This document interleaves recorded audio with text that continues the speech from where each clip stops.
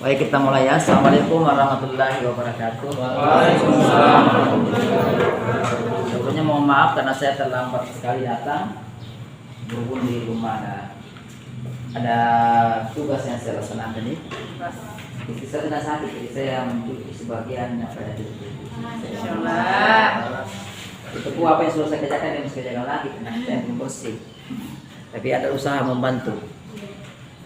Hari ini kita masuk pada materi. Kalau pertemuan sebelumnya saya sebutkan pelajari itu cabang-cabang filsafat ya, atau pembagian filsafat. Secara umum ini singkat saja saya jelaskan di kalian yang mencari di buku ya, di referensi lain. Ini singkat saya jelaskan saja. Sudah mendekai karena ada buku ini, ada buku, ada gunanya YouTube dan sebagainya. Jadi sebenarnya saya hari ini ingin menjelaskan tujuan hukum. Sebelum tujuan hukum, saya ingin masuk dulu di cabang-cabang filsafat. Nah, filsafat itu secara umum ada tiga cabang.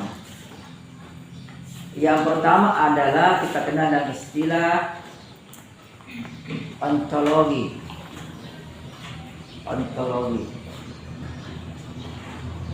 Ontologi secara umum ya, adalah cabang filsafat yang mempelajari objek. Itu ontologi. Cabang filsafat yang mempelajari tentang objek atau kebendaan atau benda.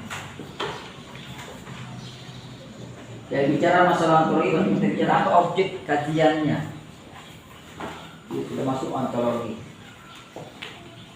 Kemudian kedua adalah aksiologi. Artinya adalah cabang filsafat yang mempelajari tentang nilai ya.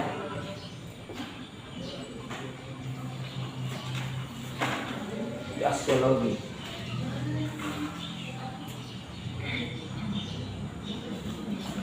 Perilaku masuk nilai juga ya, perilaku bisa dinilai. Kemudian yang ketiga adalah epistemologi. Epistemologi adalah cabang dari filsafat yang mempelajari tentang asal-usul pengetahuan atau sumber pengetahuan atau batasan pengetahuan.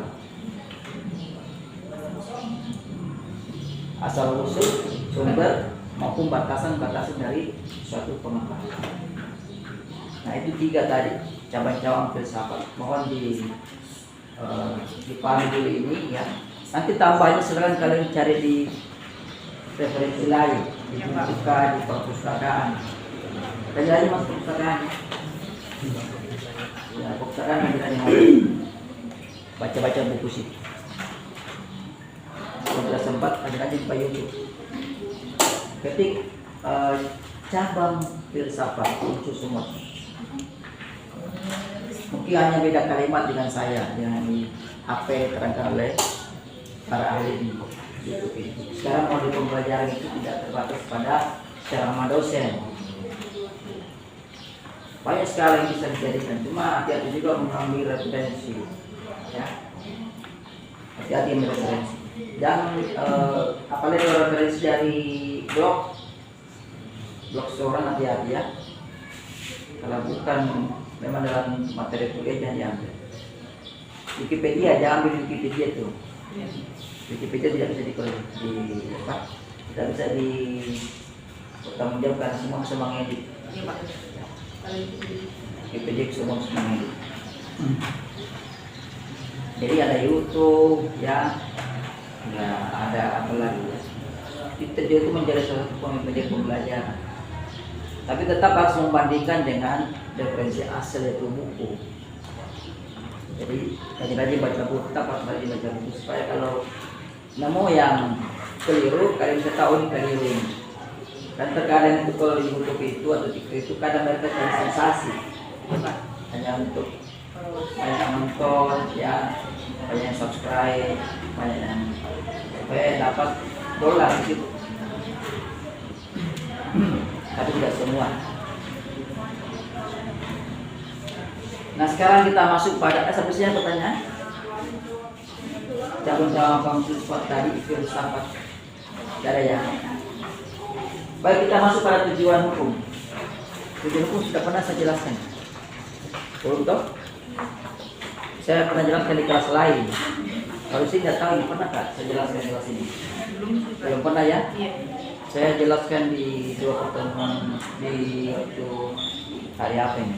Yang kelas A. Ini kelas C toh? C, Pak. Oh C. Oh C. Kelas C. Ya saya pernah jelaskan di kelas C, di kelas A. Baik, kita mulai tujuan hukum.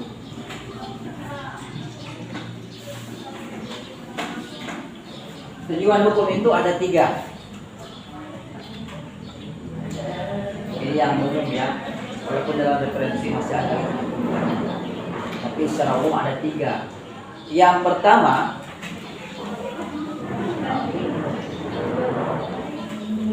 tujuan hukum adalah untuk kepastian. Tujuan hukum adalah untuk kepastian hukum.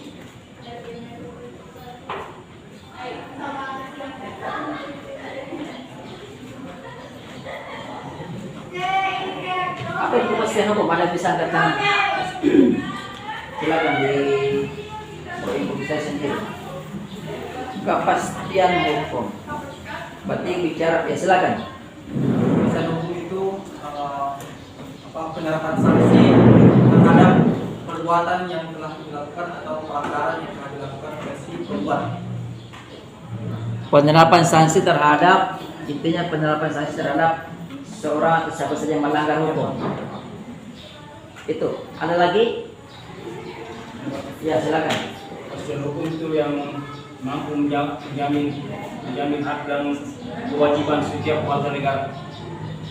Kepastian hukum adalah kemampuan untuk menjamin Hak dan kewajiban setiap warga negara. Ada yang lain?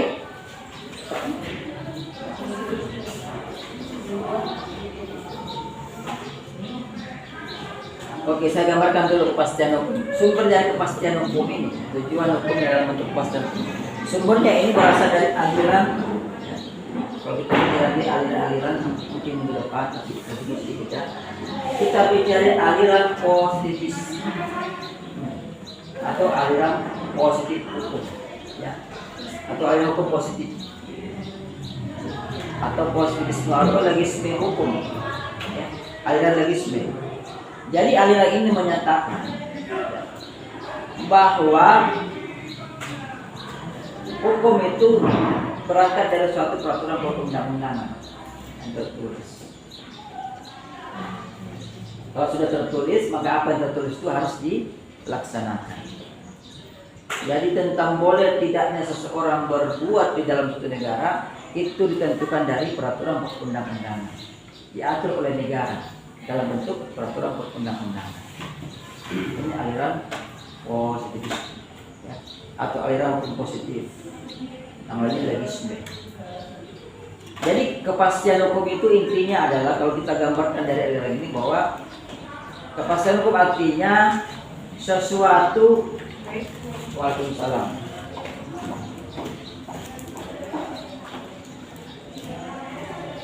Jadi kalau tujuan hukum adalah kepastian hukum, berarti ya tujuannya untuk memberikan kepastian bahwa hak dan kewajiban, bahwa siapa yang melanggar, ya, siapa yang melanggar akan diberikan sanksi.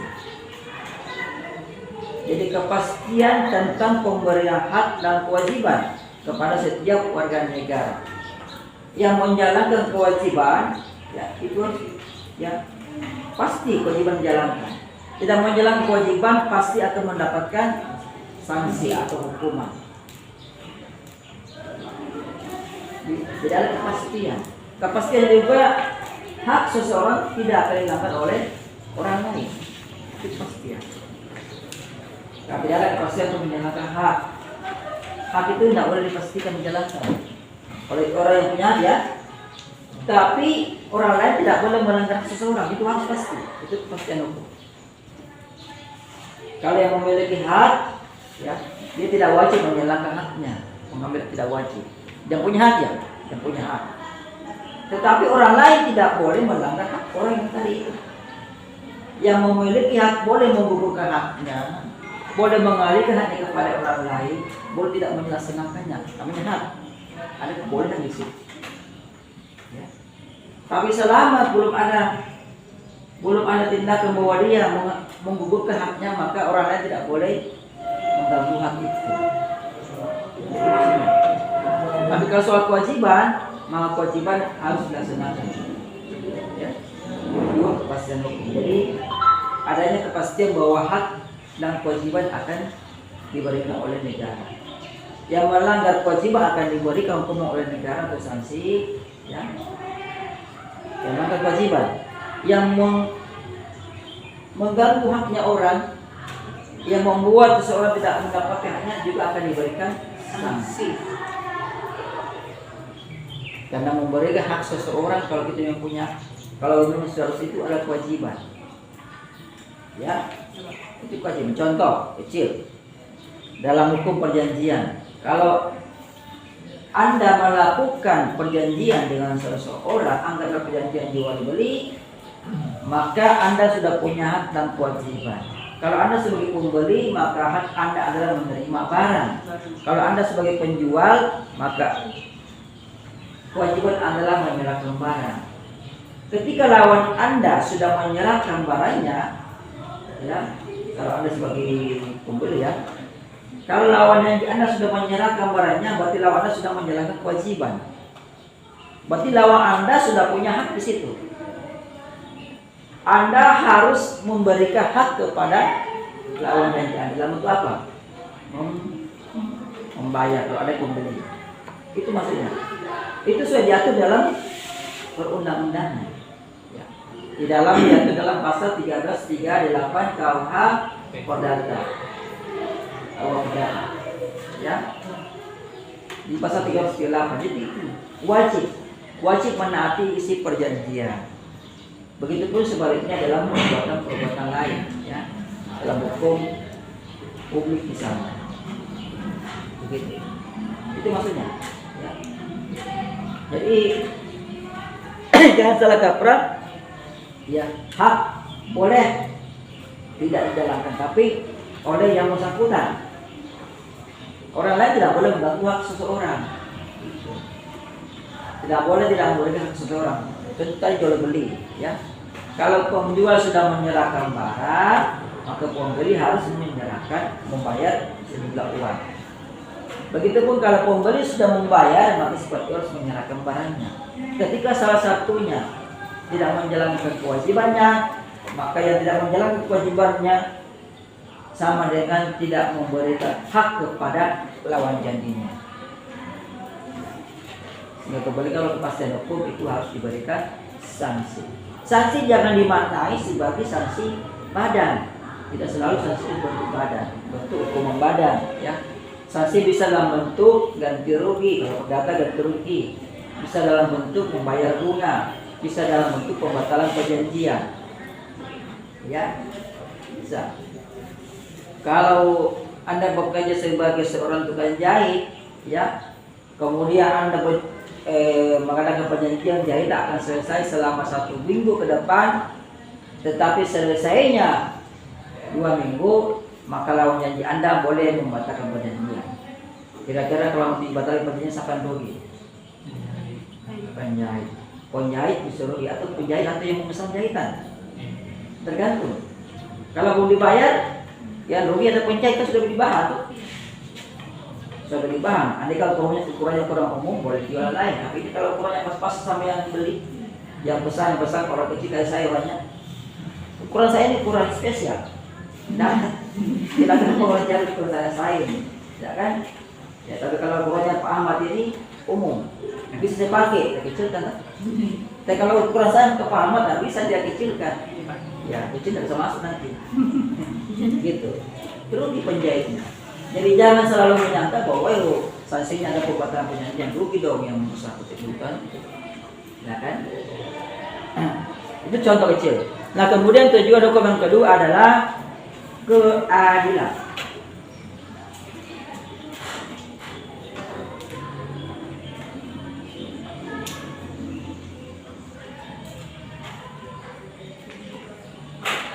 Nah, keadilan. Ya, biasa justice ya. Keadilan. Nah, apa itu adil sebenarnya? Anda bisa angkat tangan. Adil itu apa? Keadilan berasal dari kata adil. Ya, silakan. Adil itu menempatkan sesuatu pada tempatnya. Ya, boleh. Kalau Ibu Indar bilang adil itu adalah seimbang. Adil seimbang bersama rata. Itu boleh sama rata boleh juga tidak sama rata. Seimbang. Dalam kelas ini misalnya ada berapa orang ini? Ada 30-an ya? Ya. Ada 30 orang lah, anggaplah 35. Kalau semua saya dari A semua, kira-kira adil enggak? Adil ya? Adil. Karena nilainya bagus. Coba kalau semua kasih nilai C, adil enggak? Tidak, Pak. Semua sekelas C semua ini. Ya. Ada yang bagus yang apa yang mau belajar di dosen sampai menghafal gitu ya. Begitu dia ujian dan pun dia jawab semua. Tetangganya dia tahu kemampuannya. Tetangga saya tidak tahu menjawab hal semua. Masa bisa di C? Ada tidak? Tidak. Berarti keadilan itu tidak bisa diukur dari keseimbangan saya. Salah satu, saya butuh faktor utama. Saya paling cocok, saya masih ingat dulu saya waktu kuliah S1 di Universitas 45, sekarang Besoa di Makassar. Saya diajari oleh Prof. Marwan, itu dulu Prof. Mas Doktor. Sekarang almarhum Prof. Marwan. Beliau bilang begini, adil adalah menempatkan sesuatu pada tempatnya. Ini yang bagi saya sampai sekarang masih bagi saya sangat pas. Menempatkan sesuatu pada tempatnya. Tidak selalu seseorang harus diperlakukan sama dalam keadaan tertentu. Secara umum memang kita bicara, kalau bicara masa keadilan, equality before the law, itu asasnya. Ya, persamaan orang setiap bersama orang di hadapan hukum. Persamaan setiap orang di hadapan hukum. Warga negara semua sama di hadapan hukum. Tidak ada dibeda-bedakan. Baik dia petani, baik tukang beca, baik pelajar, baik mahasiswa, mahasiswi, baik cantik, baik jelek, sama semua. Ya kan? Tetapi dalam keadaan tertentu tidak bisa dipersamakan semua.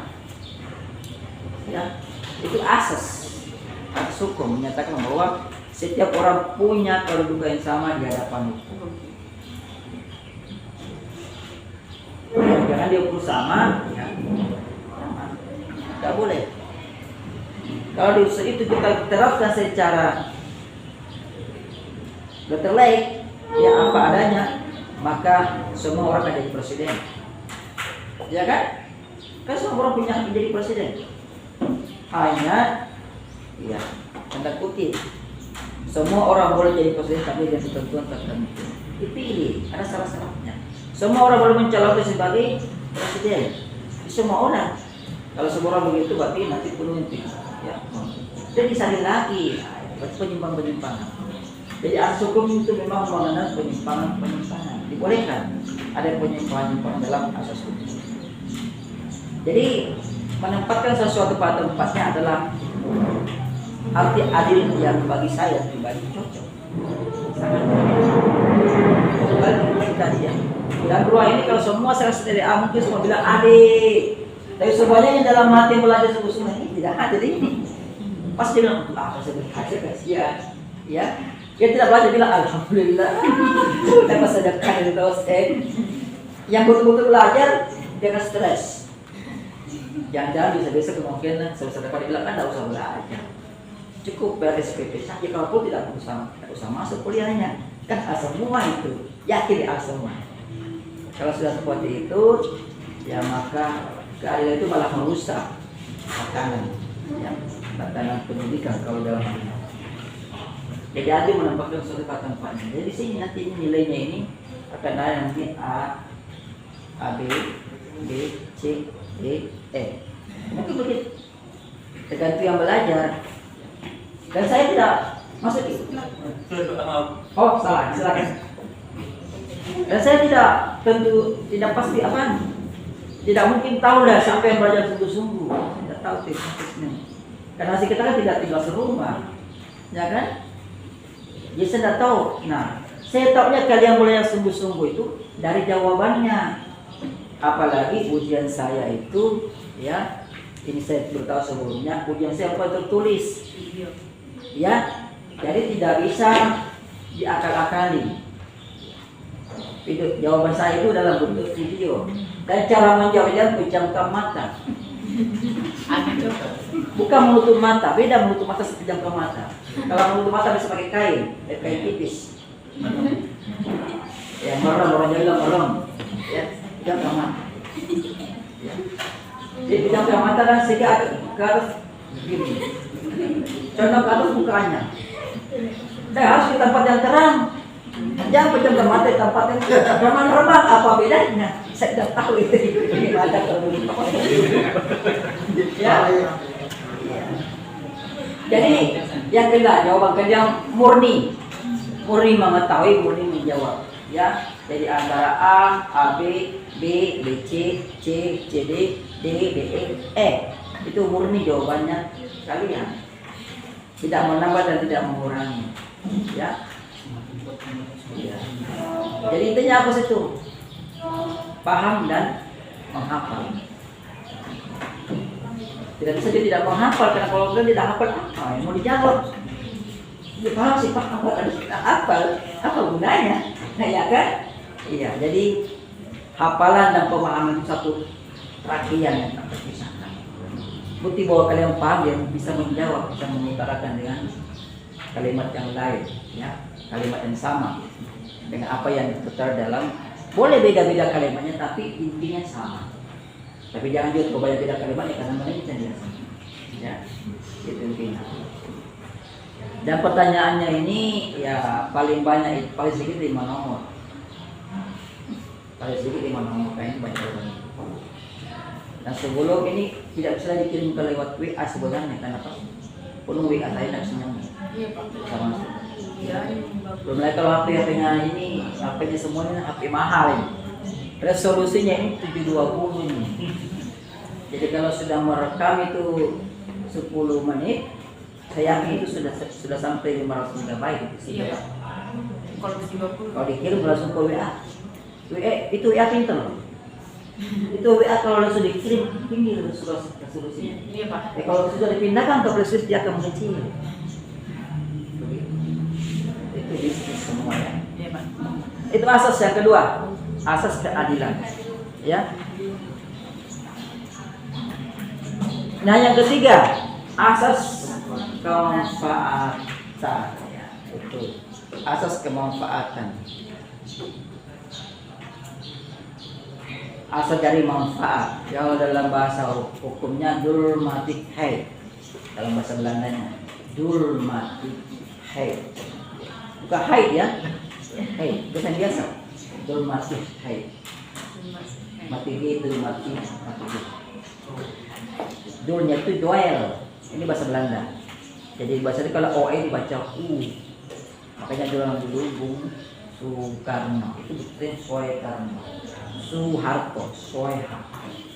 Di sini kalau ada yang masih menggunakan tulisan namanya OE, harus dibaca U berarti orang lama itu. Ini itu kelahiran antara tahun 60-an. Ya, ada kan? Ya.